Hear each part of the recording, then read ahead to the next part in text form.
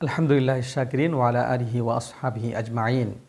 সুপ্রিয় শ্রোতামণ্ডলী, এক ভাই জিজ্ঞেস করেছেন যে আমরা তাহাজ্জুদের সালাত পরে পড়তে পারবো কিনা যদি রাতে বিতরের সালাত আদায় করে ফেলি। এই ব্যাপারে একটি সূক্ষ্ম বিষয় জানতে হবে, সেটি হচ্ছে তাহাজ্জুদের সালাত এর মূল সময় হচ্ছে আমরা জানি রাতের শেষ অংশে পড়া, কারণ ওই সময় আল্লাহ রাব্বুল আলামিন প্রথম আসমানে এসে বান্দা বান্দীদেরকে আহ্বান করতে থাকেন, যেমনটা বুখারী মুসলিমের বর্ণনায় বর্ণিত রয়েছে। তবে একটি কথা খুব ভালো করে লক্ষ্য করতে হবে, বিতরের সালাত রাতের শেষ নামাজ হওয়া এটি আল্লাহ রাব্বুল আলামিনের পক্ষ থেকে রাসূল আরবি সাল্লাল্লাহু আলাইহি ওয়াসাল্লামের নির্দেশনা রয়েছে। বুখারীর বর্ণনায় হাদিসটি বর্ণিত রয়েছে, ইজআলু আখিরা সলাতিকুম বিল্লাইল আল উইত্র, যে তোমাদের রাতের শেষ নামাজ যেন বিতরের সালাত হয়।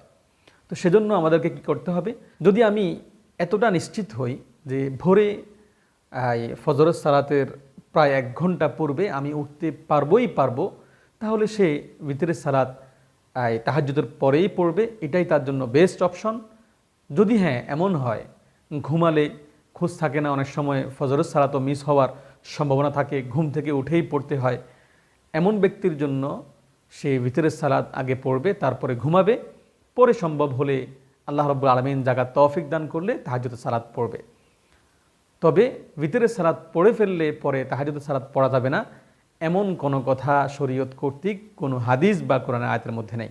আল্লাহ রাব্বুল আলামিন আমাদেরকে শরীয়তকে যথাযথভাবে মেনে এবং রাতের শেষ অংশের শেষ সালাত যেন আমরা বিতরের সালাত পড়তে পারি, সেই তৌফিক আর যোগ্যতা আমাদের সকলকে দান করুক। আসসালামু আলাইকুম ওয়া রাহমাতুল্লাহি তাআলা ওয়া বারাকাতুহু।